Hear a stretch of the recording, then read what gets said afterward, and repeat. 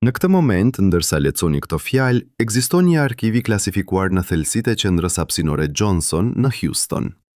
Brenda tij ruhen mijëra faqe protokollesh mjekësore të astronautëve të Apollo. Dhe nëse do të kishit akses në këto dokumente, do të zbulonim diçka shqetësuese. Pas çdo misioni lunar, astronautët kaluan nëpër ekzaminime psikologjike që zgjatën jo ditë, por javë të tëra. Disa prej tyre refuzuan të flasin për atë që panë. Të tjerët kërkuan që incizimet e komunikimeve të mbeteshin të fshehura. Dhe një prej tyre, Eugene Cernan, komandanti i Apollo 11, tha diçka të çuditshme në një intervistë 10 vjet më vonë. Ai tha se hëna nuk ishte ajo që prisnin. Jo për shkak të gjeologjisë, jo për shkak të peizazhit, por për shkak të diçkaje që nuk mund ta shpjegonte. Tani imagjinoni se jeni në vëmën tuaj, shikoni muret, tavanin, dyshemen. Gjithçka duket normale. Por pastaj dikush ju tregon se në këtë dom, çdo natë në orën 3:25, temperatura bie me 5 gradë Celsius për pikërisht 12 sekonda. Askush nuk e di pse. Sensorët e konfirmojnë. Fenomeni përsëritet me saktësi kronometrike, por nuk ka shpjegim. A do të flini ende në atë dom? A do të ndjeheshit të sigurt? Tani zmadoni këtë dom në matësinë e hënës. Zmadhoni anomalin nga 12 sekonda në ngjarje që zgjatën orë të tëra. Dhe në vend të temperaturës, flasim për fusha magnetike që shfaqen nga hiqi, për lehtësime radiacioni që sfidojnë çdo model fizik, për tinguj që nuk duhej të ekzistonin në vakumin e hapësirës. Kjo nuk është teori konspirative. Kjo është shkencë e dokumentuar që NASA-ja ka tentuar të minimizojë për 50 vjet. Le të fillojmë nga fundi. Vjetori i vitit 1972, Apollo 11, misioni i fundit lunar i njerëzimit. Eugene Cernan dhe Harrison Schmitt ecin në sipërfaqen e hënës për herë të fundit. Ata dinë se janë njerëzit e fundit që do të lënë gjurmë këtu për dekada të tëra. Por ajo që nuk e din publiku është se ky mision pothuajse u ndërpret 3 herë. Jo për arsye teknike, jo për mungesë karburanti, por për shkak të asaj që inxhinierët në Houston e quajtën anomali të papranueshme të dhënave.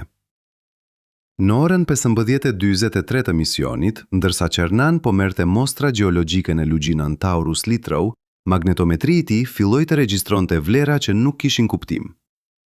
Fusha magnetike e hënës është pothuajse zero. Kjo është fakti i njohur. Hëna nuk ka bërtham të lëngët si toka, prandaj nuk gjeneron fushë magnetike. Por pajisja e Cernan tregonte vlera që ishin 150 herë më të larta se vlerat normale. Dhe më e çuditshme, fusha ndryshonte drejtim çdo 8 sekonda, sikur diçka nën tokë po rrotullohej me shpejtësi të lartë. Në Houston, kontrollorët e misionit fillimisht menduan se ishte defekt i pajisjes, por Cernan kishte 2 magnetometra. Të dy tregonin të njëjtën gjë. Pastaj Schmitt, që ishte gjeolog profesionist, i vetmi shkencëtar që ka ecur ndonjëherë në hënë, raportoi diçka edhe më të çuditshme. Ai tha se shkëmbinjet rreth tyre kishin filluar të shkëlqejnë me një dritë të dobët blu. Jo reflektimi diellit, jo fosforescencë normale, por një lloj rrezatimi që pulsonte në sinkronizim me ndryshimet e fushës magnetike. Protokolli i komunikimit që u desekretizua vetëm në vitin 2015 tregon se kontrollorët i kërkuan Cernan të largohej menjëherë nga ajo zonë, por ai insistoi të merrte mostra. Ai tha se kishte ardhur 250.000 kilometra për të bërë shkencë dhe nuk do të kthehej pa prova. Kur mostrat u analizuan në tokë, ato përmbanin izotope që nuk duhej të ekzistonin. Helium-3 në përqindje që ishte 20 herë më e lartë se çdo mostër tjetër lunare. Dhe diçka edhe më të çuditshme. Kristale të një minerali që në tokë formohet vetëm në temperatura mbi 3000 gradë Celsius dhe presione ekstreme. Por kjo ishte vetëm maja e icebergut. Kthehuni me mua në Apollo 15, gusht i vitit 1971. David Scott dhe James Irwin po eksplorojnë rajonin e Hadley Rill, një kanjon i thellë në sipërfaqen lunare. Ata kanë me vete Lunar Roving Vehicle, makinën e parë që njeriu ka drejtuar në një trup qiellor tjetër. Dhe kanë edhe një paketë instrumentesh shkencore më të sofistikuara se çdo mision i mëparshëm. Një prej këtyre instrumenteve është një sismograf, i projektuar për të matur dridhjet e brendshme të hënës.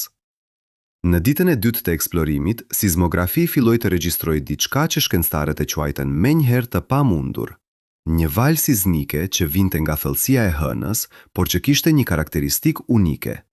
Ajo ishte krejtësisht e rregullt. Frekuenca ishte pikrisht 1,5 Hz. Amplituda nuk ndryshonte. Dhe më e rëndësishmja, ajo nuk ishte shkaktuar nga ndonjë goditje meteoriti apo aktivitet tektonik. Ajo thjesht ekzistonte, sikur dikush po godiste një zile gjigante në thellësitë e hënës me ritëm të përsosur. Fenomeni zgjati 24 orë, pastaj u ndal papritmas, sikur dikush kishte qelsin. Gary Latham, sismologu kryesor i programit Apollo në Universitetin Columbia, kalloi vitet e ardhshme duke tentuar të shpjegonte këtë anomali. Ai propozoi dhjetëra teoria: rezonanca e shkëmbinjve, efekte termike, madje edhe ndërhyrje elektromagnetike nga pajisjet e astronautëve. Asnjë nuk funksiononte. Në një artikull të botuar në vitin 1983 në revistën Physics of the Earth and Planetary Interiors, ai shkroi diçka të jashtëzakonshme për një shkencëtar. Ai shkroi se ndoshta hëna ka procese të brendshme që shkenca jon ende nuk i kupton. Që strukturat që ne i quajmë të vdekura mund të kenë forma aktiviteti që sfidojnë klasifikimin ton. Por historia bëhet edhe më e çuditshme ku shikojmë Apollo 16. Prill i vitit 1972, John Young dhe Charles Duke po eksplorojnë Descartes Highlands, një rajon që gjeologët mendonin se ishte krejtësisht i qetë nga pikpamja sismike. Por në natën e dytë të qëndrimit të tyre, ndërsa po pushonin në modulin lunar, ndodhi diçka që pothuajse shkaktoi evakuimin e menjëhershëm. Sistemi i monitorimit të rrezatimit filloi të bëjë alarm. Nivelet e rrezatimit jashtë modulit ishin rritur papritur me një faktor 5. Jo nga dielli, jo nga rrezet kozmike, por nga vetë toka lunare. Duke ishte gjeolog dhe ai doli jashtë kundër protokollit për të marrë lehtësime. Ajo që zbuloi ishte e pabesueshme. Shkëmbinjet rreth modulit po emetonin grimca beta, një lloj rrezatimi që zakonisht vjen nga materiale radioaktive. Por analiza spektroskopike tregoi se shkëmbinjet përmbanin vetëm gjurmë minimale të elementeve radioaktive. Burimi i rrezatimit ishte diçka tjetër, diçka që shkenca jon nuk e kishte parë kurrë më parë. Kur Duke u kthye në modul, ai i tha Young diçka që u regjistrua në komunikimin e brendshëm, por që NASA ja nuk e publikoi kurrë. Ai tha se kishte ndjesinë se shkëmbinjat po i vështronin, se kishte një lloj inteligjence në atë rrezatim. Young, pilot ushtarak me përvojë dhjetra vitesh, nuk e tallte. Ai raportoi në Houston se Duke kishte shenja të stresit ekstrem dhe kërkoi udhëzime për vazhdimin e misionit. Psikologët në tokë u përgjigjen se Duke duhej të pushonte dhe të mos dilte jashtë për 18 orët e ardhshme. Por rrezatimi vazhdoi. Dhe çuditërisht, ai filloi të ulet gradualisht, sikur burimi po shuhej ose po largohej. Pas 12 orëve, nivelet u kthyen në normale. Asnjë shpjegim, asnjë gjurmë e asaj që kishte ndodhur. Kur Duke u kthye në tokë, ai u nashtrua ekzaminimeve mjekësore më intensive se çdo astronaut tjetër. Analizat e gjakut treguan diçka të pazakontë. Nivelet e larta të një proteine që zakonisht prodhohet nga trupi vetëm kur ekspozohet ndaj rrezatimit neutronik. Por në hën nuk kishte burime neutronesh, të paktën jo sipas modeleve tona. Tani le të lidhim këto incidente, 3 misione, 3 lloje të ndryshme anomalish. Fusa magnetike që nuk duhej të ekzistonin, dridhje sismike me rregullsi të përsosur, rrezatim që shfaqet dhe zhduket pa arsye. Dhe në të 3 rastet astronautët raportuan ndjesi subjektive që shkuan përtej të dhënave shkencore. Ndjesi të vëzhgjimit, të pranisë, të diçkaje që nuk ishte thjesht gjeologji e vdekur. NASA-ja i trajtoi këto raporte si anomalitë e izoluara. Çdo incident u shpjegua veçmas me teoria që shpesh kontradiktonin njëra tjetrën. Fusa magnetike u atribua shkëmbinjve me përmbajtje të lartë hekuri, edhe pse analizat e mëvonshme treguan se përqindja e hekurit ishte normale. Dridhjet sismike u shpjeguan si efekte termike, edhe pse temperatura e hënës ndryshon shumë ngadalë. Rrezatimi u quajt gabimi pajisjes, edhe pse 3 instrumente të pavarur treguan të njëjtën gjë. Por ekziston një model alternativ, një që shkencëtarët nuk duan ta diskutojnë publikisht, por që shfaqet në letrat e tyre private, në shënimet e konferencave të mbyllura, në biseda të vonshme të natës në laborator. Modeli është ky. Hëna nuk është trupi gjeologjikisht i vdekur që ne menduam. Ajo ka procese të brendshme që ne nuk i kuptojmë. Procese që mund të jenë jo vetëm fizike, por edhe në kufirin e asaj që ne e quajmë fizik. Dhe këto procese reagojnë ndaj pranisë njerëzore, jo në mënyrë mekanike, por në mënyrë që sugjeron një lloj ndërveprimi që shkenca jonë ende nuk e ka emërtuar. Kjo nuk është misticizëm. Kjo është përpjekja për të gjetur një kornisë shpjeguese për të vëna që nuk përputhen me asnjë teori ekzistuese. Por le të kthehemi prapa në kohë. Jo në vitet e 70, por në momentin kur kjo heshtje filloi të merret formë, në momentin kur NASA-ja mori vendimin që do të përcaktonte të ardhmen e eksplorimit lunar për 50 vjet.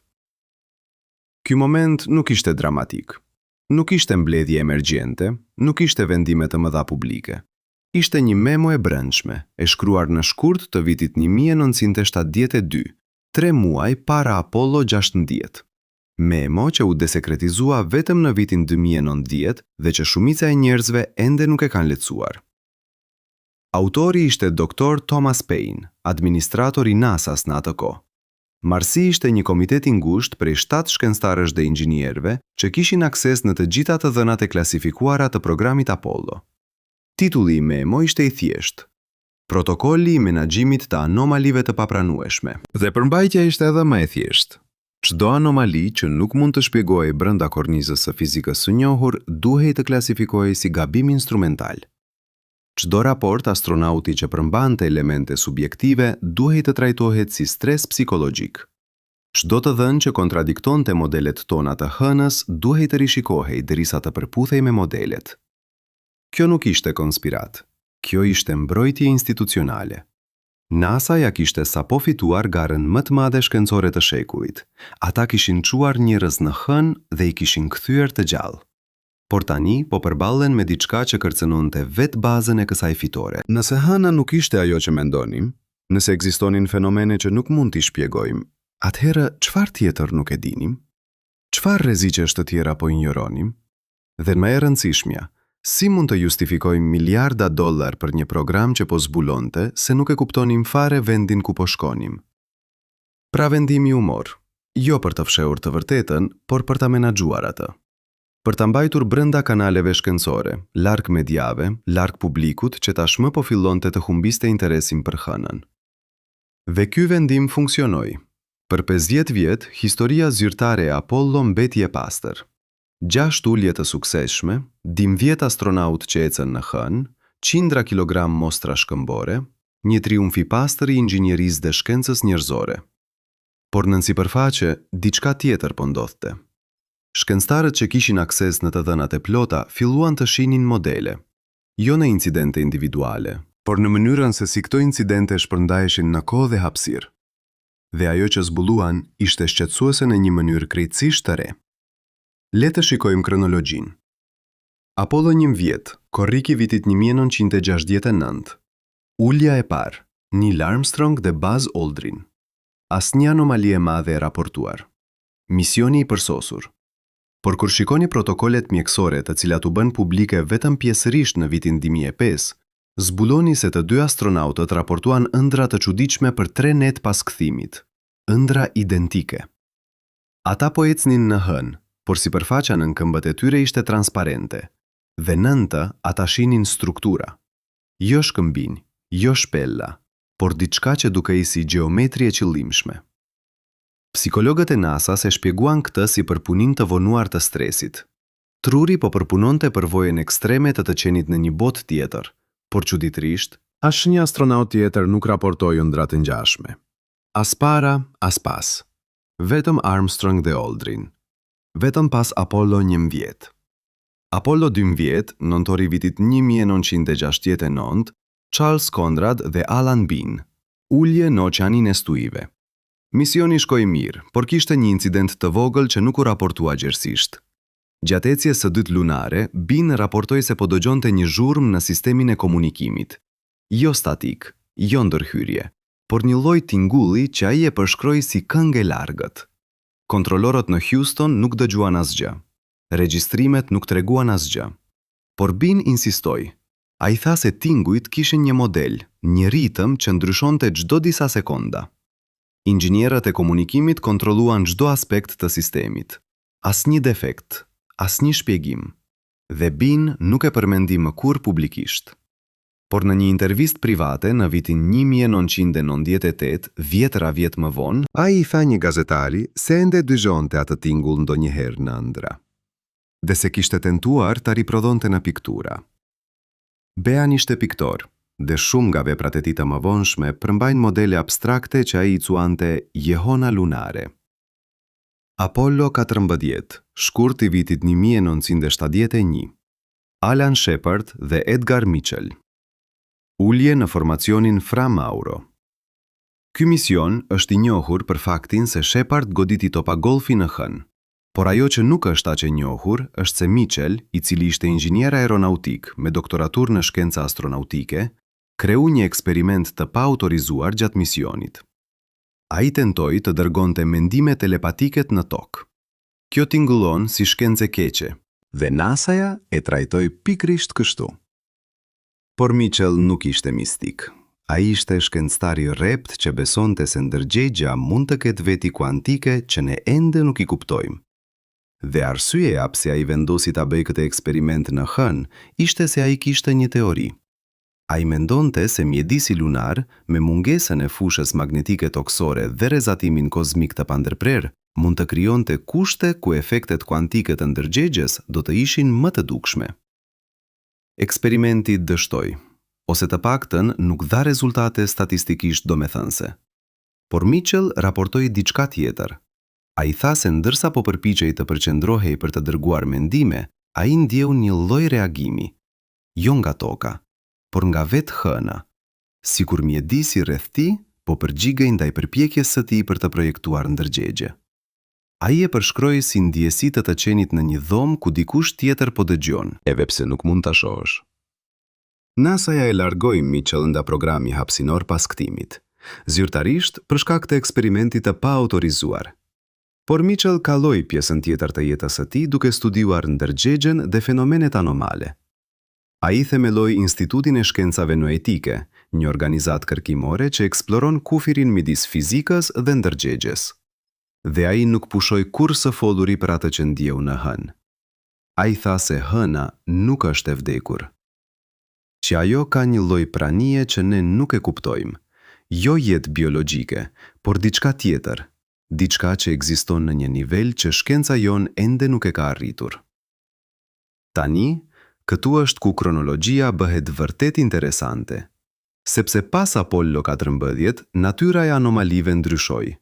Nuk ishin më subjektive, nuk ishin më të lidhura me përvojat individuale të astronautëve. Ato u bën të matshme, të përsëritshme dhe të pamohueshme. Apollo 15, gushti vitit 1971. David Scott dhe James Irwin.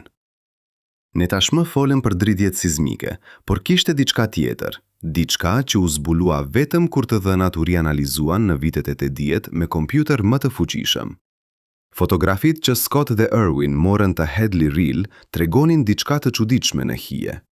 Kur imazet u përpunuan me algoritme moderne të përmirësimit të kontrastit, u shfaqen struktura që nuk dukeshin në fotografitë origjinale. Jo për shkak se ishin fshehur, por për shkak se syri njerëzor dhe filmi fotografik I viteve të 70 nuk kishin rezolucionin për t'i kapur. Strukturat dukeshin si rrjeta geometrike në muret e kanionit, linja të drejta që kryqëzoheshin në kënde të sakta, modele që përsëriteshin çdo 150 metra. Gjeologët që I analizuan këto imazhe propozuan se ishin formacione të natyrshme, rezultati proceseve të ftojes së lavës. Por problemi ishte se Hadley Rille nuk është formacion vulkanik. Është një kanal I gërryer nga lava e lashtë, por vetë muret janë shtresa sedimentare. Dhe sedimentet nuk formojnë gjeometri të rregullt. Një grup kërkimor në Universitetin e Arizonës kaloi 5 vjet duke studiuar këto imazhe. Ata publikuan një artikull në vitin 1986, ku konkludonin se strukturat ishin reale, por se nuk kishin shpjegim brenda gjeologjisë së njohur lunare. Ata propozuan se mund të ishin gjurmë të një procesi të panjohur që ndodhi në fazat e hershme të formimit të hënës. Procesi që krijoi modele të rregullta në shkëmbin përpara se ata të ngurcoheshin. Por kjo ishte vetëm një hipotezë. Asnjë provë, asnjë mekanizmi propozuar. Apollo 16, prill i vitit 1972. John Young dhe Charles Duke. Ne folëm për rrezatimin, por kishte edhe një incident tjetër që pothuajse shkaktoi panik në Houston. Gjatë natës së tretë të qëndrimit, ndërsa të dy astronautët po flinin, sistemi i monitorimit të jetës filloi të tregonte anomali. Rrahjet e zemrës së Duke u sinkronizuan plotësisht me ato të Young. Jo afërsisht, jo rastësisht, por me saktësi absolute. Çdo rrahje e zemrës së Duke ndodhte pikërisht në të njëjtën milisekond me atë të Young. Mjekët në tokë fillimisht menduan se ishte defekti sensorëve, por të dy astronautët kishin sisteme të pavarura monitorimi, dhe të dy tregonin të njëjtën gjë. Fenomeni zgjati 25 minuta, pastaj u ndal papritur dhe rrahjet e zemrave u kthyen në modelet e tyre normale të pavarura. Kur Duke u zgjua, ai nuk kishte kujtim të asgjëje të pazakontë, por Young raportoi se kishte pasur një ëndër të çuditshme. Ai ëndroi se ishte në një dhomë të madhe, të zbrazët, dhe se dikush po i shpjegonte diçka të rëndësishme, por ai nuk mund të kujtonte se çfarë ishte, vetëm ndjesia se ishte diçka që ai duhej ta dinte, diçka që ndryshonte gjithçka. Kardiologët e NASA-s nuk gjetën kur shpjegim për sinkronizimin e zemrave. Ata e klasifikuan si anomali të izoluar dhe vazhduan. Por një kardiolog, Dr. James Warren, nga Instituti Mjekësor i Teksasit, shkroi një artikull spekulativ në vitin 1978 ku propozoi një teori të çuditshme. Ai tha se zemrat njerëzore janë oscilator biologjik që mund të sinkronizohen në kushte të caktuara. Kjo është e njohur, por ai propozoi se në hën, ku nuk ka fushë magnetike toksore që të ndërhyjë, sinkronizimi mund të ndodhë më lehtë, dhe se ndoshta vetë mjedisi lunar po vepronte si një lloj mediumi që lehtësonte këtë sinkronizim. Teoria e tij u injorua gjerësisht, por në vitet e fundit, me zbulimin e efekteve kuantike në sistemet biologjike, disa shkencëtar kanë filluar ta rishikojnë. Ekziston tani një fushë e re kërkimore që quhet kardiologji kuantike, e cila studion se si zemrat mund të ndërveprojnë me fusha elektromagnetike në mënyra që shkojnë përtej modeleve klasike. Dhe disa nga këta kërkues kanë filluar të bëjnë pyetje për incidentin e Apollo 16. Apollo 17, dhjetori i vitit 1972, Eugene Cernan dhe Harrison Schmitt, misioni i fundit. Ne tashmë folëm për fushat magnetike dhe shkëmbin që shkëlqenin, por kishte një incident final që nuk u raportua kur publikisht. Në orët e fundit para nisjes nga hëna, ndërsa Cernan po merrte fotografitë e fundit, ai pa diçka në horizont. Një dritë. Jo dielli, jo toka, por një pikë e vogël drite që lëvizte ngadalë përgjatë horizontit lunar. Ai e raportoi në Houston. Kontrollorët i thanë se ishte ndoshta një reflektim nga pajisjet e tyre, por Cernan insistoi. Ai tha se drita ishte shumë larg për të qenë reflektim, dhe se ajo po lvizte në një drejtim që nuk përputhej me asnjë orbit të njohur. Schmitt e konfirmoi. Ai e pa gjithashtu. Dhe ai, si shkencëtar, donte të qëndronte më gjatë për ta vëzhguar. Por Houston ishte kategorik. Koha e nisjes ishte e fiksuar. Ata duhej të largoheshin tani. Cernan mori një fotografi të fundit në drejtin të dritës, por kur filmi u zhvillua në tokë, nuk kishte asgjë. Vetëm horizonti i zbrazët lunar. Ose drita ishte shumë e dobët për t'u kapur nga filmi. Ose ajo kishte zhduket në kohën kur fotografia u mor. Cernan nuk foli kur publikisht për këtë incident, por në një intervistë private në vitin 2007, 50 vjet pas misionit, ai tha një dokumentaristi se ende mendon për atë dritë. Ai tha se nuk e di se çfarë ishte, por se ai e di se ishte reale, dhe se ndonjëherë, në netët e qeta, ai shikon hënën dhe pyet veten nëse ajo dritë është ende atje. Nëse diçka në hën po pret. Po vëzgon. Po pret që ne të kthehemi. Dhe këtu është pika kyçe. Këtu është ku kronologjia na tregon diçka thelbësore. Anomalit nuk ishin të rastësishme. Ato u intensifikuan me kalimin e kohës. Apollo 11 kishte ëndra. Apollo 12 kishte tinguj. Apollo 14 kishte ndjesi subjektive, por Apollo 15, 16 dhe 17 kishin të dhëna të forta. Matje që nuk mund të mohoheshin, fenomene që përsëriteshin. Dhe në rastin e fundit, një vëzhgim vizual që u konfirmua nga 2 astronautë të pavarur. Sikur hëna po mësonte, sikur ajo po përshtatej me praninë tonë, ose sikur ne po bëheshim më të aftë për ta perceptuar atë që ishte gjithmonë atje. Dhe kjo është ajo që shkencëtarët nuk duan ta pranojnë, sepse nëse e pranojnë, atëherë duhet të pranojnë se modeli i hënës është thelbësisht i paplot. Që ne shkuam në një vend pa e kuptuar vërtet se çfarë ishte, dhe që ndoshta arsyeja pse nuk kemi kthyer është se në një nivel të thellë, institucional, ne kemi frikë nga ajo që mund të zbulojmë. Por le të shikojmë edhe anën tjetër. Le të shikojmë se çfarë ndodhi me shkencëtarët që tentuan të studiojnë këto anomali seriozisht. Sepse kjo është një pjesë tjetër e historisë që rrallë tregohet. Historia e atyre që nuk pranuan shpjegimet zyrtare, që vazhduan të bëjnë pyetje, dhe që paguan një çmim për këtë. Dr. Brian O'Leary ishte fizikan që u zgjodh si astronaut shkencëtar për programin Apollo. Ai nuk fluturoi kurrë, sepse programi u anulua përpara se të ishte rada e tij. Por ai kishte akses në të gjitha të dhënat. Dhe në vitet e 70, ai filloi të publikojë artikuj që vinin në dyshim shpjegimet zyrtare të NASA-s për anomalitë lunare. Ai nuk propozoi teori konspirative. Ai thjesht theksoi se të dhënat nuk përputeshin me shpjegimet, dhe se shkenca e mirë kërkon që ne të ndjekim të dhënat, jo të përshtatim të dhënat me teoritë tona. Karriera e tij akademike përfundoi shpejt. Ai humbi pozicionin e tij në Universitetin Cornell. Aplikimet e tij për grante kërkimore u refuzuan, dhe brenda 5 vitesh ai ishte jashtë shkencës mainstream. Ai kaloi pjesën tjetër të jetës së tij duke shkruar libra për fenomene anomale dhe duke mbajtur ligjërata në konferenca alternative. Ai vdiq në vitin 2011, i harruar nga komuniteti shkencor që dikur e kishte festuar.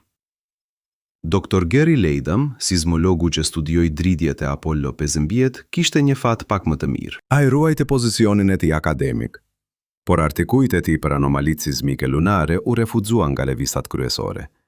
Ai u detyrua t'i publikonte në revista të vogla, të specializuara, që lexoheshin nga pak njerëz. Dhe gradualisht ai u largua nga kërkimi lunar dhe u përqendrua në sismologjinë toksore, ku të dhënat ishin më pak kontroverse. Por në vitin 2001, pak para vdekjes së tij, ai dha një intervistë gjatë për një arkiv oral të Shoqërisë Gjeofizike Amerikane, dhe në atë intervistë ai tha diçka të jashtëzakonshme. Ai tha se dridhjet e Apollo 15 ishin fenomeni më i çuditshëm që ai kishte hasur ndonjëherë në karrierën e tij 50 vjeçare.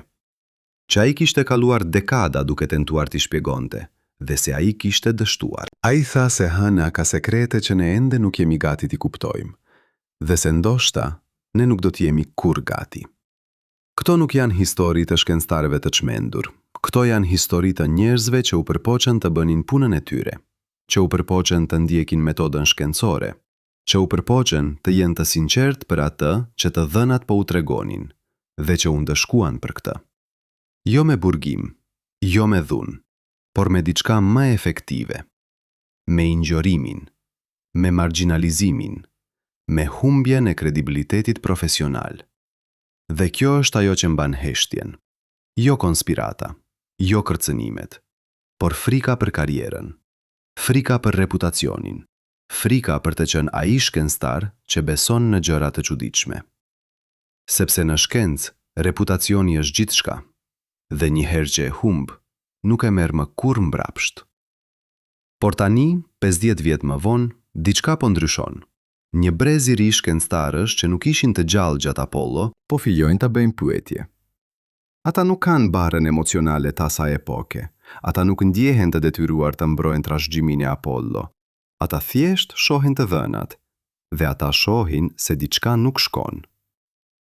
Në vitin 2019, një grup kërkimor në Universitetin e Arizonës publikoi një analizë të re të dhënave sismike të Apollo. Ata përdorën teknika moderne të përpunimit të sinjalit që nuk ekzistonin në vitet e 70, dhe ata zbuluan diçka të mahniqme. Dridhjet që Gary Latham kishte studiuar nuk ishin të izoluara. Ato ishin pjesë e një modeli më të gjerë, një modeli që përsëritej në të gjitha misionet Apollo që kishin lënë sismografe në hënë. Modeli ishte ky. Çdo 29 ditë e gjysmë, pikërisht kur hëna është në pozicionin më të largët nga toka në orbitën e saj, sismografet regjistruan një rritje të vogël të aktivitetit, jo tërmete, jo goditje meteoritësh, por dridhje të vogla, të rregullta, që zgjatën për disa orë dhe pastaj u ndalen. Frekuenca ishte gjithmonë e njëjtë, 1,5 Hz. Amplituda ndryshonte pak, por modeli ishte i qëndrueshëm.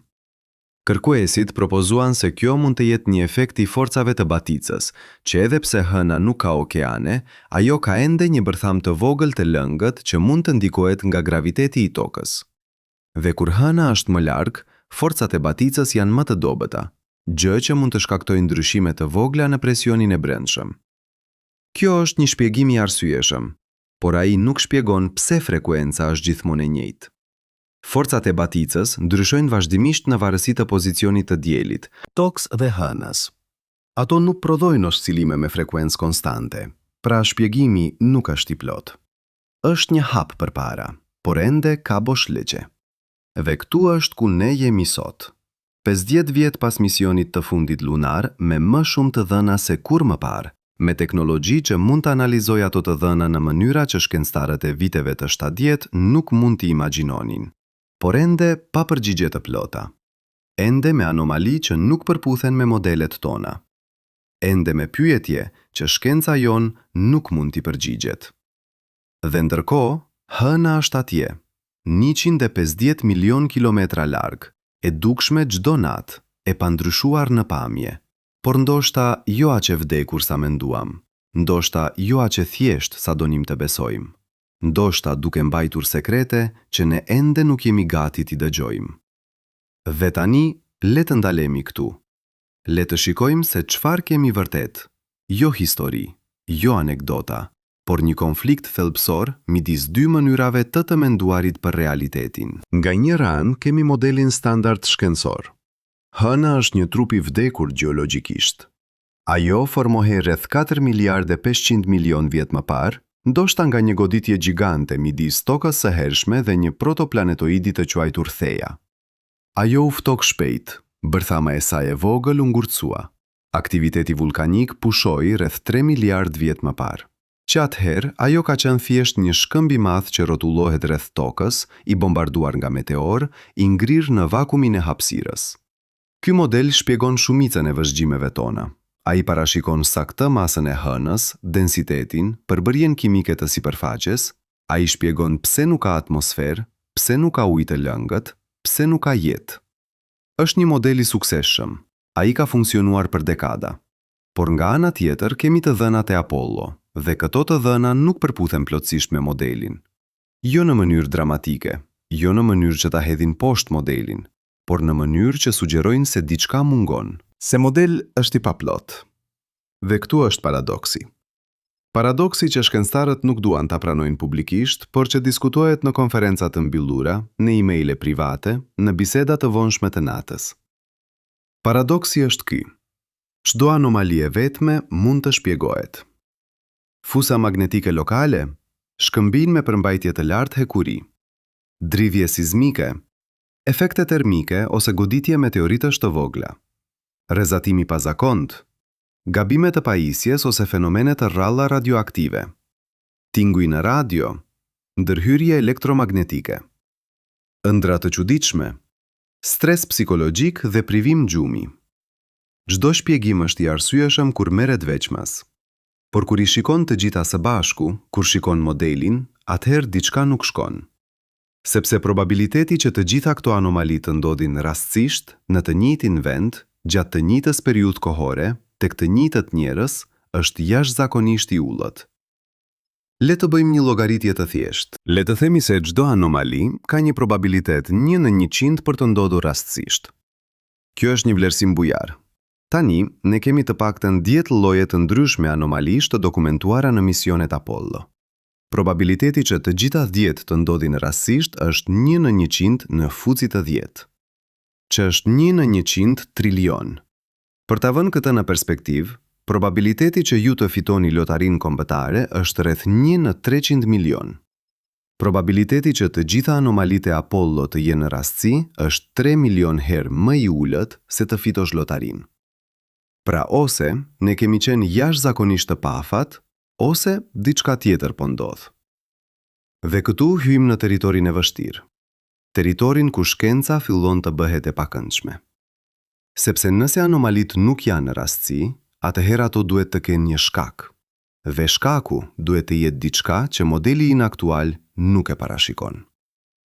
Ekzistojnë 3 mundësi kryesore. Mundësia e parë. Hëna ka procese fizike që ne nuk i kuptojmë ende. Procese që janë brenda kornizës së fizikës së njohur, por që ne nuk i kemi zbuluar sepse nuk kemi studiuar mjaftueshëm. Kjo është mundësia më konservatore. Ajo nuk kërkon fizik të re, ajo thjesht kërkon më shumë kërkime. Mundësia e dytë. Hëna ka procese që kërkojnë fizik të re, procese që shkojnë përtej modelit standard, por që ende janë fizik. Ndoshta ka efekte kuantike në shkallë makroskopike që ne nuk i kemi parë në tokë. Ndoshta ka ndërveprime midis fushave gravitacionale dhe elektromagnetike që teoritë tona aktuale nuk i përshkruajnë plotësisht. Kjo është mundësia më e guximshme, por ende brenda shkencës mainstream. Mundësia e tretë. Hëna ka procese që nuk janë fizik në kuptimin tradicional, procese që përfshin ndërgjegjësimin, informacionin, ose dimensione të realitetit që shkenca jonë ende nuk i ka konceptualizuar. Kjo është mundësia që shumica e shkencëtarëve e refuzojnë menjëherë, jo sepse ka prova kundër saj, por sepse ajo del jashtë kornizës asaj që shkenca moderne konsideron të pranueshme. Por le të jemi të sinqertë. Nëse do të ishim shkencëtar të vërtet, ne nuk do të refuzonim asnjë mundësi pa prova. Ne do t'i shqyrtonim të gjitha 3. Ne do të ndiqnim të dhënat pavarësisht se ku na çojnë. Dhe këtu është problemi. Këtu është ku institucioni shkencor dështon, sepse shkenca moderne nuk është vetëm një metodë, ajo është gjithashtu një kulturë. Një kulturë me norma, me tabu, me kufi të asaj që konsiderohet e pranueshme për tu diskutuar. Dhe brenda asaj kulture, mundësia e tretë është tabu. Ajo është e pamendueshme, jo sepse ka prova kundër saj, por sepse ajo kërcënon themelet e mënyrës se si ne mendojmë për realitetin. Le të shikojmë një shembull konkret.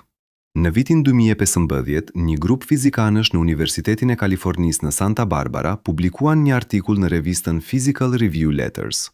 Artikulli propozonte një teori të re për ndërgjegjësimin. Teoria sugjeronte se ndërgjegjësimi nuk është vetëm një produkt i trurit, por një pronë themelore e universit, si masa ose ngarkesa elektrike.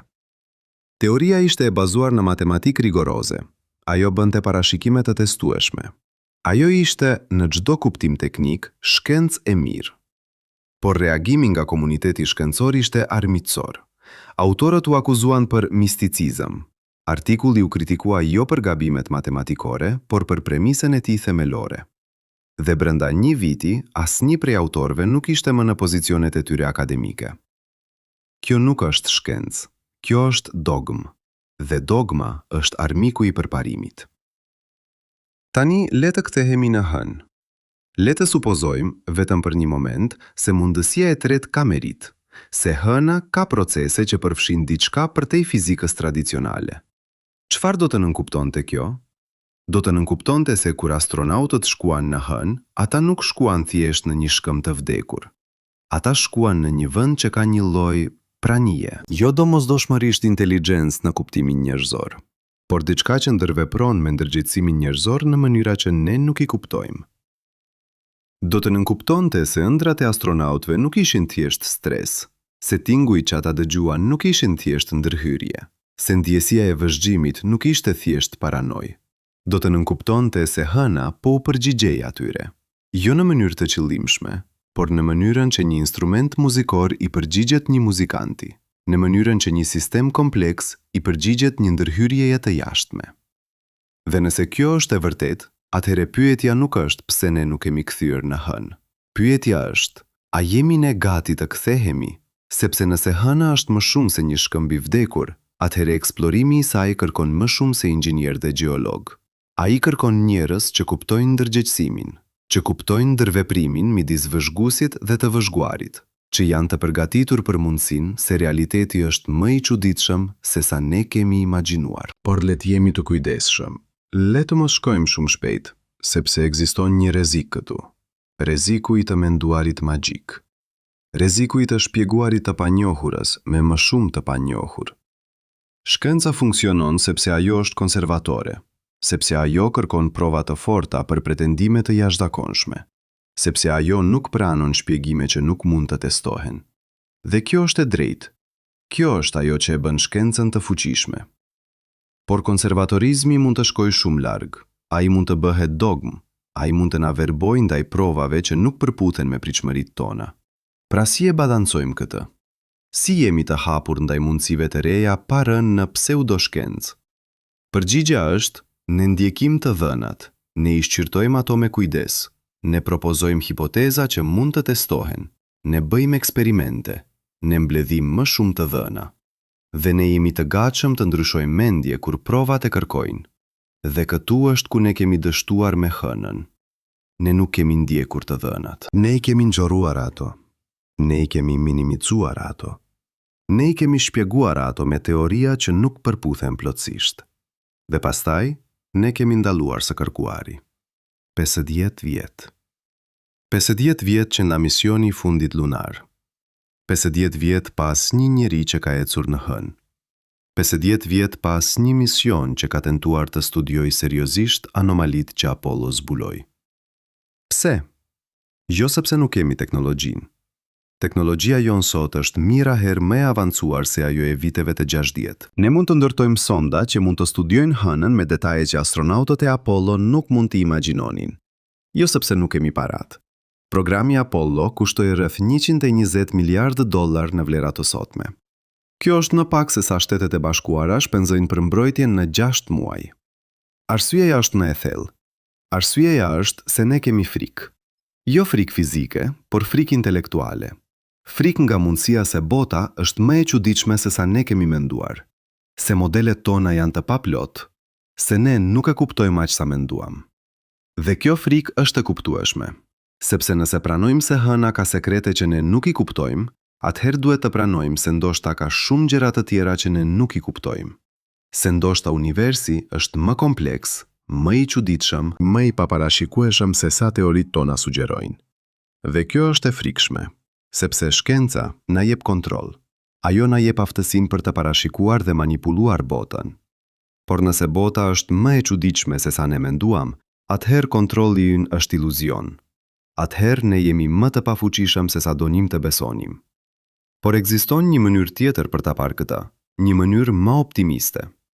Nëse hëna ka sekrete, atëherë ajo ka gjithashtu mundësi. Mundësi për zbulime të reja, për kuptim të ri, për teknologji që ne nuk mund të imagjinojmë ende. Historia e shkencës është plot me shembuj të tillë. Kur Galileo zbuloi hënat e Jupiterit, ai nuk zbuloi vetëm objekte të reja. Ai zbuloi se modeli i një universit ishte i gabuar, dhe ky zbulim hapi rrugën për revolucionin shkencor. Kur Marie Curie zbuloi radioaktivitetin, ajo nuk zbuloi vetëm një fenomen të ri. Ajo zbuloi se atomet nuk janë të pandryshueshme. Dhe ky zbulim çoi në fizikën bërthamore, në energjinë bërthamore, në mjekësinë moderne. Kur Einstein propozoi relativitetin, ai nuk propozoi vetëm një teori të re. Ai propozoi një mënyrë krejtësisht të re për të menduar për hapësirën dhe kohën. Dhe kjo çoi në GPS, në satelit, në kozmologjinë moderne.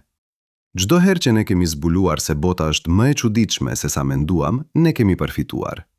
Jo menjëherë, jo pa vështirësi, por në fund, njohuritë e reja kanë çuar në mundësi të reja. Pra nëse hëna ka sekrete, nëse ajo është më shumë se një shkëmb i vdekur, atëherë kjo nuk është arsye për frikë. Kjo është arsye për eksitim. Kjo është arsye për të kthyer. Por jo në mënyrën që shkuam herën e parë, jo me arrogancën se ne e dim se çfarë do të gjejmë, jo me qëllimin vetëm për të mbjellë flamuj dhe për të mbledhur shkëmbinj, por me përullsi, me kuriozitet, me gatishmërinë për të mësuar diçka që ne nuk e dim ende, dhe me instrumentet e duhura, jo vetëm sismografe dhe magnetometra, por instrumente që mund të matin ndërveprimet midis ndërgjegjësimit dhe mjedisit. Instrumente që mund të zbulojnë modele që ne nuk i kemi kërkuar më parë.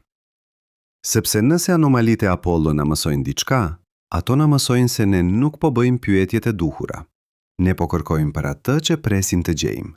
Dhe kur gjejmë diçka të papritur, ne e shpjegojmë atë ose e injorojmë atë. Por shkenca e vërtet nuk funksionon kështu. Shkenca e vërtet fillon me vëzhgimin, me të dhënat. me fenomenet që nuk i kuptojmë, dhe pastaj ajo ndërton teoria për t'i shpjeguar ato. Ne kemi bërë këtë mbrapsht me hënën.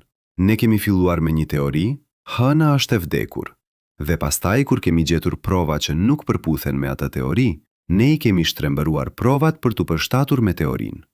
Kjo nuk është shkencë. Kjo është konfirmimi para gjykimit. Dhe është koha për ta ndryshuar këtë.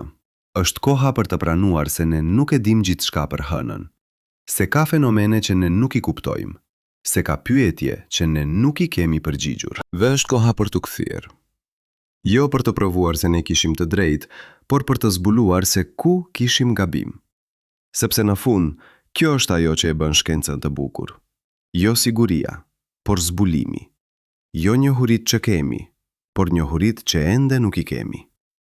Dhe hëna, ajo sfere hirt që rrotullohet në qiellin e natës, ajo që ka frymzuar poet dhe ëndrrimtar për mijëra vjet, ajo që ne menduam se e kishim kuptuar, ajo ende ka histori për të na treguar.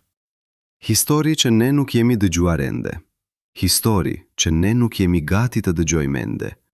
Por që ndoshta një ditë, ne do të jemi mjaft të guximshëm për t'i dëgjuar. Dhe tani le të bëjmë diçka që shkencëtarët rrallë bëjnë publikisht. Le të pranojmë se ne nuk e dim.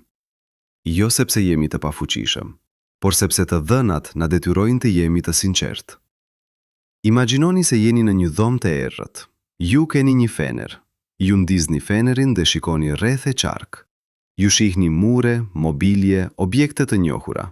Dhe ju konkludoni, kjo është një dhomë normale, por pastaj dikush ndes dritat kryesore.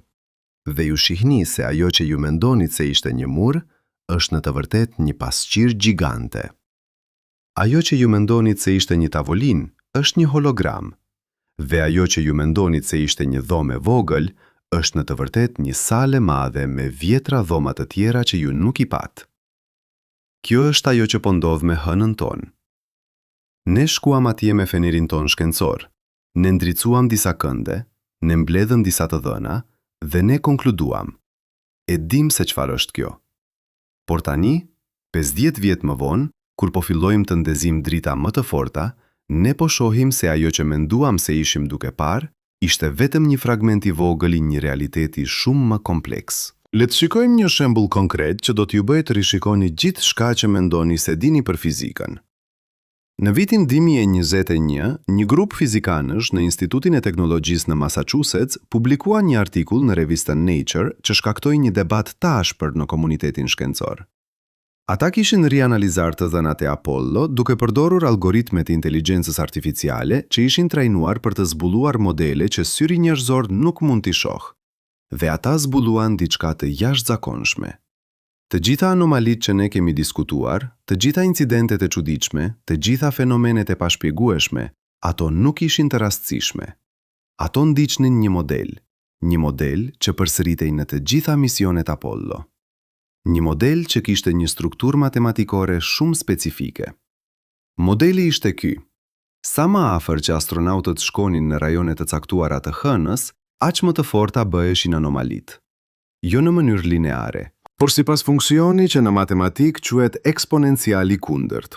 Do me thënë, anomalitë rriten ngadalë në fillim, pastaj papritur shpërthejnë kur arrin një prag të caktuar. Dhe më e çuditshme, rajonet ku anomalitë ishin më të forta korespondonin me rajonet ku hëna ka anomali gravitacionale. Vende ku graviteti është pak më i fortë se sa duhet të jetë bazuar në topografinë e sipërfaqes. Këto anomali gravitacionale janë të njohura. Ato quhen maskons, shkurtim për përqendrime masive. Shkencëtarët mendojnë se ato janë shkaktuar nga meteorite gjigant që goditën hënën miliarda vjet më parë dhe që lanë depozita të dendura metali në sipërfaqe. Por këtu është problemi.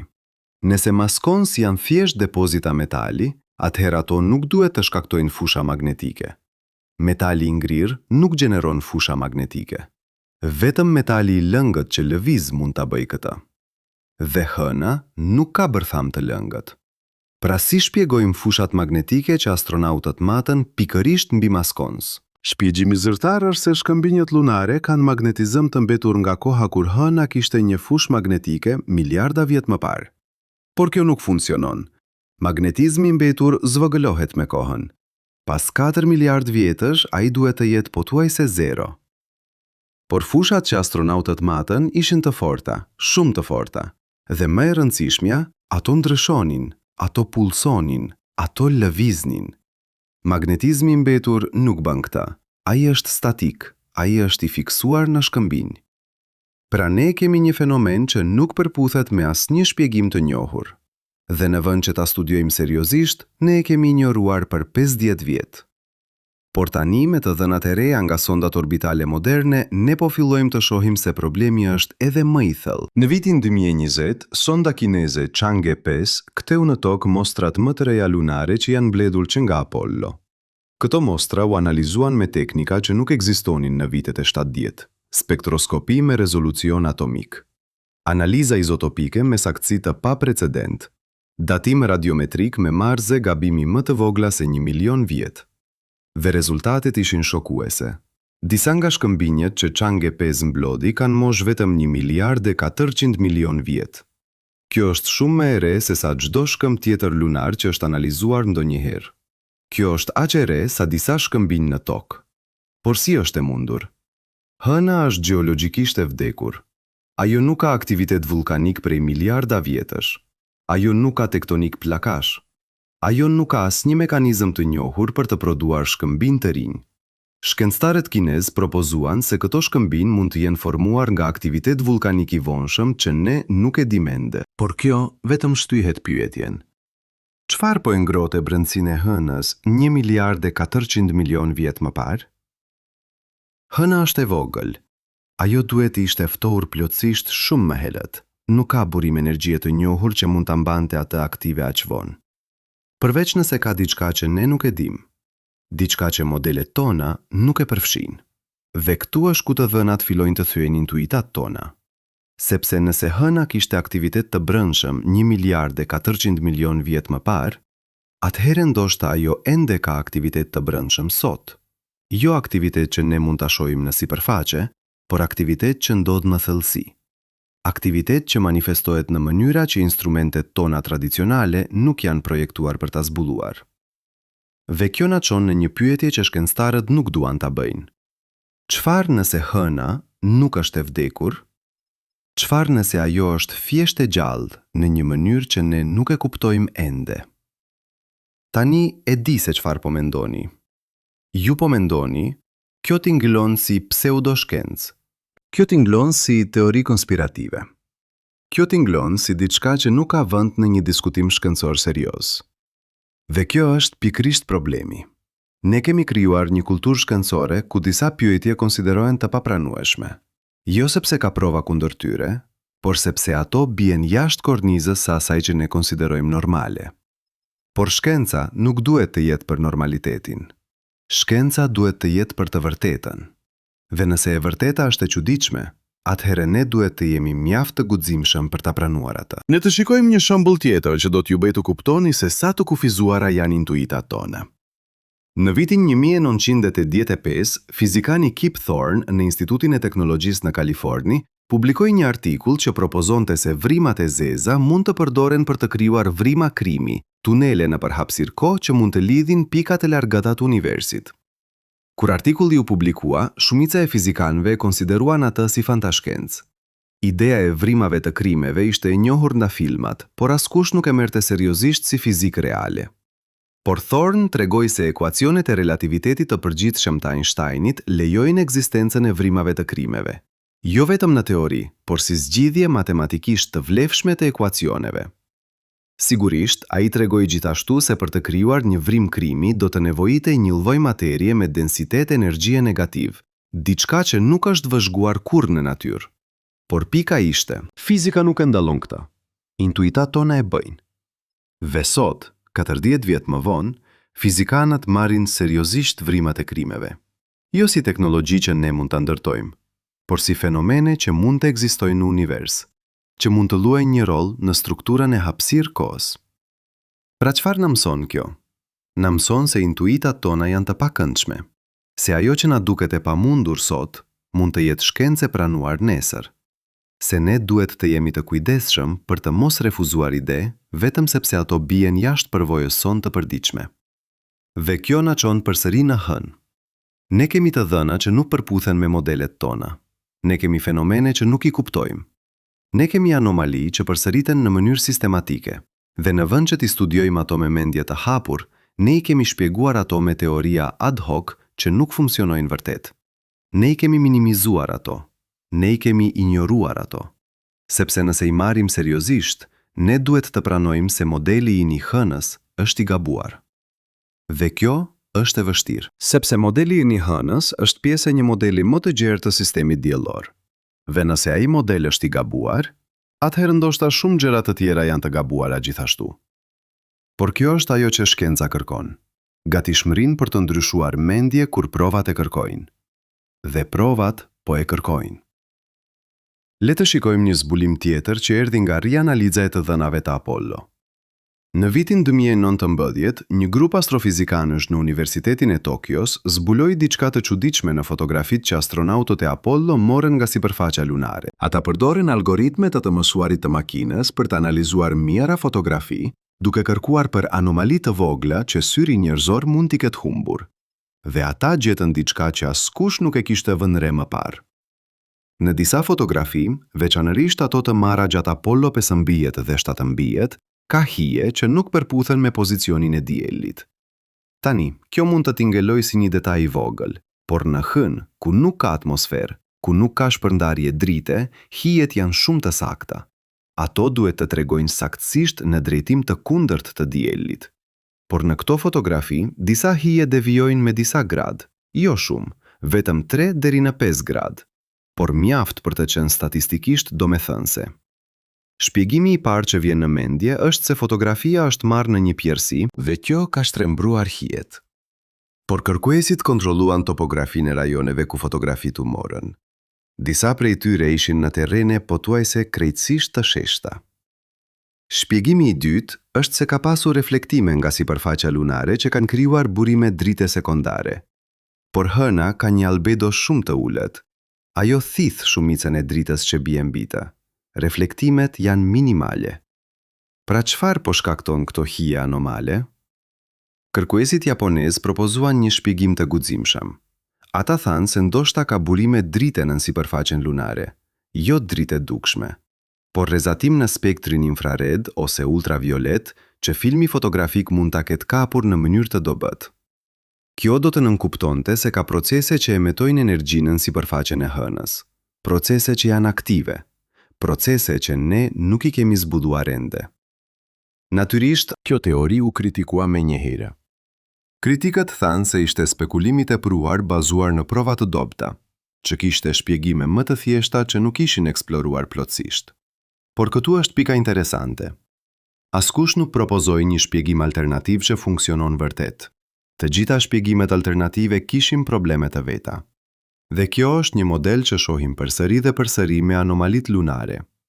Ne kemi fenomene që nuk përputhen me teoritë tona. Ne propozojmë shpjegime që nuk funksionojnë plotësisht, dhe pastaj ne kritikojmë shpjegimet alternative si shumë spekuluese. Por nëse asnjë shpjegim brenda kornizës ekzistuese nuk funksionon, atëherë ndoshta korniza është problemi. Ndoshta ne duhet të zgjerojmë kornizën tonë. Dhe kjo na çon në një pyetje themelore. Çfarë do të nënkuptonte të zgjerosh kornizën tonë shkencore për të përfshirë fenomenet lunare? Do të nënkuptonte të pranosh se ka procese në univers që ne nuk i kemi konceptualizuar ende, procese që mund të përfshin forma energjie që ne nuk i kemi zbuluar, procese që mund të ndërveprojnë me materie në mënyra që fizika jon aktuale nuk i parashikon. Kjo nuk është aq e çmendur sa t'ingëllon. Në fund të fundit, ne e dim tashmë se modeli ynë i fizikës është i paplot. Ne e dim se ekziston materia e errët, një formë materie që ne nuk mund ta shohim, por që përbën 85% të masës së universit. Ne e dim se ekziston energjia e errët, një formë energjie që po shtyp zgjerimin e universit, por që ne nuk e kuptojmë fare.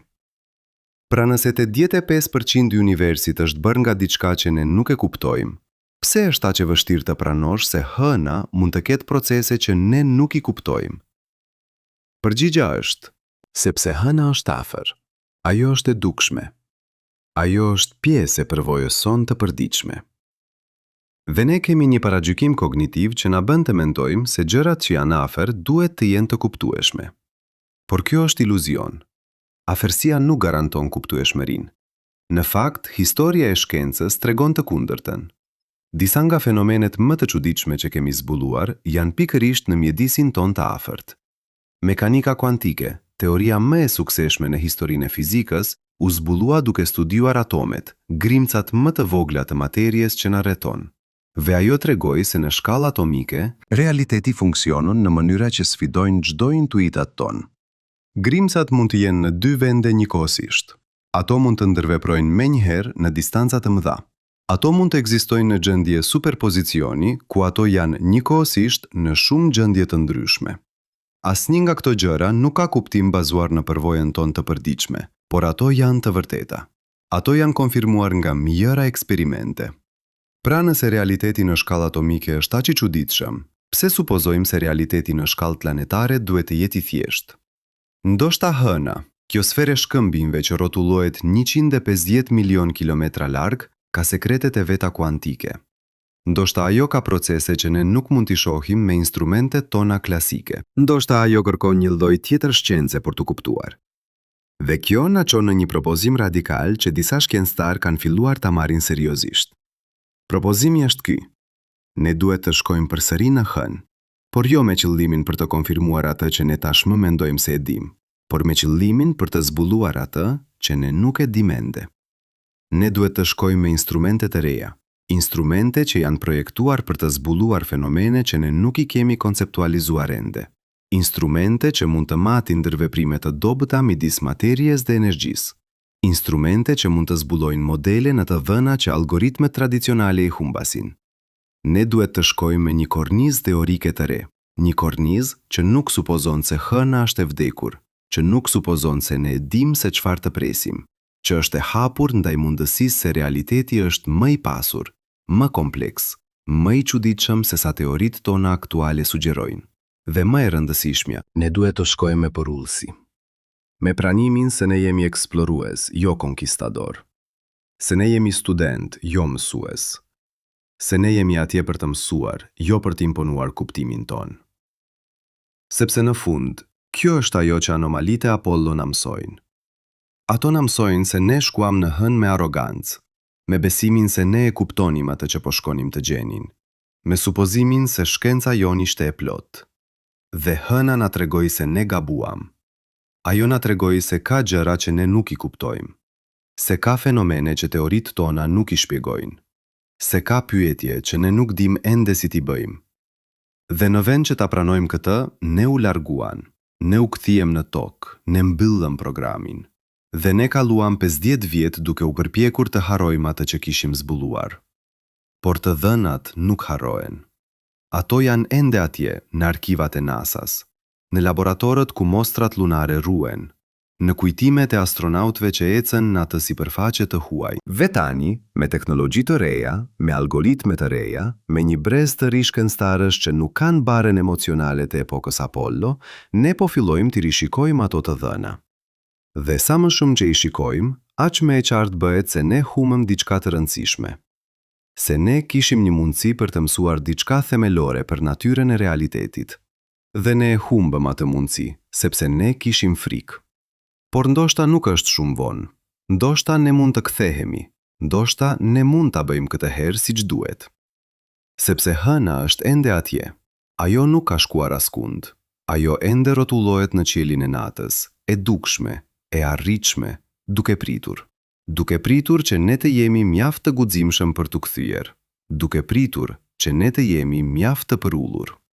Për të pranuar se ne nuk e dim gjithçka, duke pritur që ne të jemi mjaft kurioz për të bërë pyetjet e vërteta. Dhe pyetjet e vërteta nuk janë si mund të ndërtojmë një bazë atje, si mund të nxjerrim burime, si mund ta përdorim hënën për qëllimet tona. Çështjet e vërteta janë: çfarë është hëna vërtet? Çfarë procesesh ndodhin në thellësitë e saj? Çfarë na tregojnë anomalitë për natyrën e realitetit?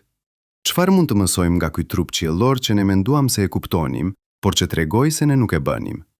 Këto janë pyetjet që shkenca e vërtet bën. Këto janë pyetjet që çojnë në zbulime të vërteta. Këto janë pyetjet që ne duhet të kemi guximin për t'i bërë, sepse në fund, kjo është ajo që na dallon si specie. Jo aftësia për të ndërtuar raketa, jo aftësia për të udhëtuar në hapësirë, por aftësia për të bërë pyetje, për të kërkuar kuptim, për të pranuar se ka gjëra që ne nuk i dim dhe për të pasur kuriozitetin për t'i zbuluar ato. Dhe hëna, me të gjitha sekretet e saj, me të gjitha anomalitë e saj, me të gjitha misteret e saj, është duke naftuar të bëjmë pikrisht këtë. Ajo është duke naftuar të kthehemi, jo si konkistador, por si student, jo me përgjigje, por me pyetje, jo me arrogancë, por me përullësi. Vendoshta, nëse e bëjmë këtë, nëse kthehemi me qëndrimin e duhur, me instrumentet e duhura, me pyetjet e duhura, ndoshta hëna do të na tregojë sekretet e saj. Ndoshta ajo do të na mësojë diçka themelore për natyrën e materjes, të energjisë, të hapësirë kohës. Ndoshta ajo do të na tregojë se universi është më i pasur, më kompleks, më i mrekullueshëm se sa ne kemi imagjinuar. Dhe ndoshta, në procesin e të mësuarit për hënën, ne do të mësojmë gjithashtu diçka për veten tonë, për kufitë e njohurive tona, për arrogancën e supozimeve tona, për bukurinë të mosditurës dhe gëzimin e zbulimit. Sepse në fund, kjo është ajo që e bën shkencën të vlefshme, jo njohuritë që na jep, por udhëtimi i zbulimit, procesi i të mësuarit, përvoja e të qenit të befasuar nga një univers që është gjithmonë më i çuditshëm se sa ne presim. Dhe hëna, ajo sfere hirt që ka shoqëruar tokën për miliarda vjet, që ka frymzuar mite dhe legjenda, që ka udhëhequr baticën dhe ka ndriçuar netët tona, ajo ende ka histori për të na treguar. Histori që ne nuk i kemi dëgjuar ende. Histori që ne nuk jemi gati të dëgjojmë ende. Por që ndoshta, një ditë, kur të jemi mjaft të pjekur si specie, Kur të kemi mësuar për ullësin që shkanca e vërtet kërkon, ne do të jemi gati t'i dëgjojmë. Dhe atëhere, ndoshta, ne do të kuptojmë se arsyeja pse ne u larguan nga hëna nuk ishte mungesa e parave, nuk ishte mungesa e vullnetit politik, nuk ishte mungesa e teknologjisë, ishte mungesa e guximit për të pranuar se ne nuk e dim gjithçka. Ishte mungesa e përullësisë për të pranuar se universi është më i madh se teoritë tona. Ishte mungesa e maturisë për të jetuar me pasiguri. Por ndoshta tani, 50 vjet më vonë, ne jemi gati. Ndoshta tani, ne kemi mësuar mjaft për të kuptuar se sa pak ne e dim. Ndoshta tani, ne jemi gati të kthehemi. Jo për të konkistuar, por për të mësuar. Jo për të mbizotruar, por për të kuptuar. Jo për të imponuar vullnetin ton, por për të dëgjuar atë që hëna ka për të na thënë. Dhe nëse e bëjmë këtë, nëse kthehemi me qëndrimin e duhur, atëherë ndoshta ne do të zbulojmë se 50 vjet e largjimit nuk ishin kohë e humbur. Ndoshta ato ishin koha që na duhej për të pjekur, për të mësuar për ullësinë, për të kuptuar se shkenca e vërtet nuk është për të pasur përgjigje, është për të bërë pyetjet e duhura. Dhe tani, me të dhënat që kemi, me teknologjinë që kemi, me kuptimin që kemi fituar, ne jemi gati të bëjmë ato pyetje. Ne jemi gati të kthehemi në hënë, jo si turist, jo si shfrytëzues, por si kërkues të vërtet. Si student të përullur të një universi që është gjithmonë më i çuditshëm, më i pasur, më i mrekullueshëm se sa ne mund të imagjinojmë. Dhe kur të kthehemi, ndoshta ne do të gjejmë se anomalitë që na friksuan 50 vjet më parë nuk ishin kërcënime. Ato ishin ftesa. Ftesa për të zgjeruar kuptimin ton, për të thelluar shkencën ton, për të pranuar se realiteti është më i madh se dogmat tona. Dhe ndoshta, në procesin e pranimit të kësaj, ne do të bëhemi jo vetëm shkencëtar më të mirë. Ne do të bëhemi qenie njerëzore më të mira, më të përullura, më kurioz, më të hapura ndaj mrekullisë së një universi që nuk pushon kurrë së na befasuari. Sepse në fund, kjo është mesazhi i hënës. Jo se ajo është e rrezikshme, jo se ajo është e panjohur, por se ajo është një pasqyrë që na tregon kufitë e njohurive tona. Dhe në atë pasqyrë, nëse kemi guximin për të parë, ne shohim jo vetëm hënën, ne shohim veten tonë. dhe ne shohim se ka ende aq shumë për të mësuar. Dhe tani, le të ndalemi për një moment. Le të marrim frymë, sepse ajo që po diskutojmë këtu nuk është thjesht një mister shkencor. Kjo është diçka më thelbësore. Kjo është një pyetje për natyrën e realitetit vet. 3 strategji filozofike kanë tentuar të shpjegojnë anomalitë lunare. 3 mënyra për të menduar për atë që ndodhi atje, në atë shkretir të hirt kur njerëzit ecën për herë të parë në një botë tjetër. Strategjia e parë është materializmi i rrept. Kjo thotë se çdo anomali ka një shpjegim fizik që ne thjesht nuk e kemi zbuluar ende. Fushat magnetike vijnë nga shkëmbim me përbërje të pazakontë. Dridhjet sismike shkaktohen nga procese termike që ne nuk i kemi modeluar siç duhet. Rrezatimi është rezultati i ndërhyrjes kozmike që ne nuk e kemi matur plotësisht. Dhe përvojat subjektive të astronautëve janë thjesht efekte psikologjike të stresit ekstrem. Kjo është pozicioni zyrtar. Kjo është ajo që shumica e shkencëtarëve mbrojnë, dhe ajo ka merit, sepse historia e shkencës është plot me fenomene që fillimisht dukeshin misterioze, por që më vonë u shpjeguan plotësisht me fizik të thjeshtë. Rrufeja dikur konsiderohej zemrimi i perëndive. Tani e dim se është shkarkesë elektrike. Sëmundjet dikur konsideroheshin mallkime. Tani i trajtojmë me antibiotik. Por ekziston një problem me këtë qasje. 50 vjet kanë kaluar. 50 vjet të kërkimit intensiv. Dhe ende nuk kemi shpjegime të plota. Fushat magnetike ende nuk përputhen me modelet tona të brendshme lunare. Dridhjet sismike ende tregojnë rregullsi që proceset termike nuk mund ta shpjegojnë. Rrezatimi ende ka karakteristika që nuk përputhen me asnjë burim të njohur.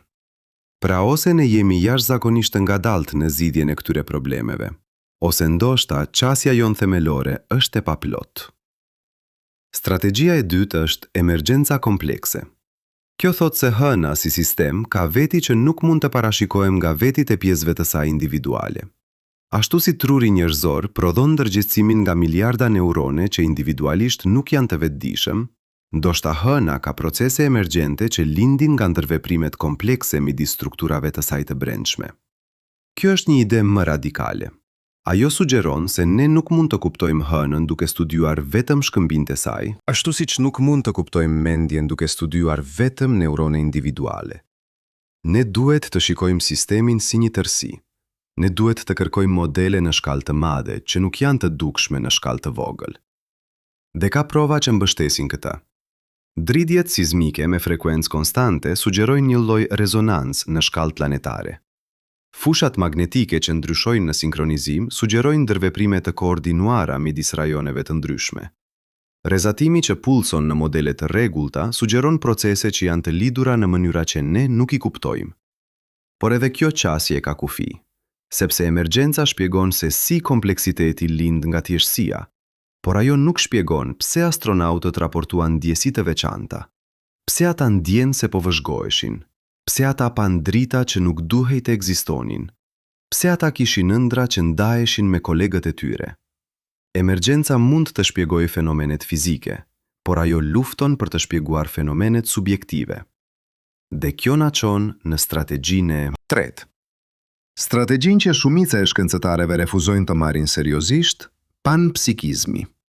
Ideja se ndërgjegjësimi në një formë themelore është një pronë universale e materjes, se çdo sistem fizik, nga atomet tek planetet, ka një lloj përvojeje të brendshme, sado primitive. Kjo tingëllon si misticizëm, por në fakt ajo është një pozicion filozofik i respektuar që ka mbështetës midis fizikanëve dhe filozofëve serioz. Sepse ekziston një problem i vështirë në shkencë që askush nuk e ka zgjidhur. Problemi i vështirë i ndërgjegjësimit. Si mund materia e pajet, atomet dhe molekulat të prodhojnë përvojëm subjektive? Si mund aktiviteti elektrik në tru të krijojë ndjenjen e të qenit ju? Askush nuk e di, dhe çdo përpjekje për ta shpjeguar këtë ka dështuar. Panpsikizmi propozon një zgjidhje radikale. Ai thotë se ndërgjegjësimi nuk prodhohet nga materia. Ai është një pronë themelore e materjes, ashtu si masa ose ngarkesa elektrike. Dhe kur materia organizohet në mënyra komplekse, si në trurin njerëzor, ndërgjegjësimi bëhet më kompleks. Por ai ishte gjithmonë atje, në një formë themelore, edhe në sistemet më të thjeshta. Nëse kjo është e vërtet, atëherë hëna si sistem planetar kompleks mund të ketë një lloj përvojeje të brendshme. Jo mendim në kuptimin njerëzor, jo qëllim, por një lloj ndjeshmërie themelore ndaj mjedisit të saj. Dhe kur astronautët shkuan atje, kur ata sollën ndërgjegjësimin e tyre njerëzor në atë mjedis, ndoshta ndodhi një lloj ndërveprimi. Jo komunikim, por rezonancë. Dy forma ndërgjegjësimi, njëra komplekse dhe tjetra primitive, duke ndërvepruar në mënyra që ne nuk i kuptojmë. Kjo do të shpjegonte pse astronautët ndjejnë diçka që instrumentet nuk e matën. Sepse instrumentet matin vetëm fenomene fizike. Ato nuk matin përvojën subjektive. Ato nuk matin ndërgjegjësimin. Por le të jemi të qartë. Kjo nuk është shkencë e provuar. Kjo është spekulim filozofik. Dhe shumica e shkencëtarëve do ta refuzonin menjëherë si të pabazuar. Por këtu është pyetja interesante. Nëse ne krahasojmë këto tre strategji, cila prej tyre shpjegon më mirë të dhënat? Materializmi i rrept shpjegon disa anomali, por jo të gjitha. Ai lufton me fenomenet që tregojnë rregullsi dhe koordinim, dhe ai nuk shpjegon as pak përvojat subjektive të astronautëve. Emergjenca komplekse shpjegon më mirë rregullsinë dhe koordinimin. Ajo sugjeron se hëna ka procese në shkallë të madhe që ne nuk i kemi kuptuar, por ajo ende nuk shpjegon përvojat subjektive. Panpsikizmi është i vetmi që shpjegon të gjitha të dhënat, duke përfshirë përvojat subjektive. Por ai kërkon që ne të pranojmë një premis që shumica e shkencëtarëve e gjejnë të papranueshme, se ndërgjegjësimi është themelore në univers. Pra çfarë zgjedhim? Si vendosim midis këtyre strategjive? Përgjigjja tradicionale shkencore është: ne zgjedhim strategjinë që bën parashikimet më të testueshme. Dhe këtu është ku panpsikizmi dështon. Sepse si e testoni nëse një shkëmb ka përvojë të brendshme? Si e matni ndërgjegjësimin primitiv? Nuk mund, të paktën jo me instrumentet tona aktuale. Por ndoshta kjo është pyetja e gabuar. Ndoshta në vend që të pyesim cilën strategji mund ta testojmë, ne duhet të pyesim cilën strategji na çon në pyetjet më interesante. Sepse shkenca nuk përparon duke përgjigjur pyetje. Ajo përparon duke bërë pyetje më të mira. Dhe nëse panpsikizmi na çon të bëjmë pyetje për natyrën e ndërgjegjësimit, për marrëdhënien midis materjes dhe përvojës, për mundësinë e formave të ndërgjegjësimit që ne nuk i kemi imagjinuar, atëherë ndoshta ai ka vlerë, edhe nëse nuk mund ta testojmë drejt për drejt. Por ekziston një mënyrë tjetër për ta parë këtë. Një mënyrë që nuk kërkon që ne të zgjedhim midis këtyre strategjive. Ndoshta të tre janë të vërteta në nivele të ndryshme. Ndoshta, materializmi i rrept është i saktë për fenomenet individuale. Çdo anomali e vetme ka një shpjegim fizik. Por kur i shikojmë të gjitha së bashku, kur shohim modelet, atëherë emergjenca komplekse bëhet e rëndësishme. Dhe kur përfshim përvojat subjektive të astronautëve, atëherë ndoshta kemi nevojë për diçka si panpsikizmi për të kuptuar tërsinë. Kjo do të ishte një qasje më e pjekur, një që pranon se realiteti ka shtresa, se shpjegimet në një nivel nuk përjashtojnë shpjegimet në nivele të tjera, se ne mund të kemi nevojë për korniza të shumta teorike për të kuptuar fenomene komplekse. Dhe kjo na kthen në pyetjen themelore. Çfarë është hëna vërtet? A është ajo thjesht një shkëmb i vdekur, ashtu si na mësuan në shkollë? A është ajo një sistem kompleks me procese emergjente që ne nuk i kuptojmë? Apo është ajo diçka edhe më e çuditshme? Një entitet me një lloj ndjeshmërie primitive që ndërvepron me ndërgjegjësimin ton në mënyra që shkenca jon ende nuk i ka konceptualizuar. Përgjigjja e sinqertë është: ne nuk e dim. Dhe kjo është e vështirë për t'u pranuar, sepse ne duam përgjigje, ne duam siguri, ne duam të dim se çfarë është reale dhe çfarë nuk është. Por ndoshta kjo është mësimi më i rëndësishëm që hëna ka për të na mësuar. Se universi nuk na detyron të jap përgjigje të thjeshta, se realiteti është më i pasur, më kompleks, më i çuditshëm se sa kornizat tona teorike. Se ka gjëra që ne nuk i dim, dhe se kjo është në rregull. Sepse në fund, çfarë bën shkencën të bukur nuk është siguria. Është udhëtimi i zbulimit, është procesi i të mësuarit, është gëzimi i të qenit të befasuar nga një univers që nuk pushon kurrë. së na mrekulluar. Dhe tani, në këtë moment, ndërsa ju dëgjoni këto fjalë, hëna është diku në qiell. Ndoshta është e dukshme nga dritarja juaj. Ndoshta është e fshehur pas horizontit, por ajo është atje, gjithmonë atje. Duke rrotulluar në heshtje rreth tokës, ashtu siç ka bërë për miliarda vjet. Por tani, kur e shikoni, ndoshta do ta shihni ndryshe.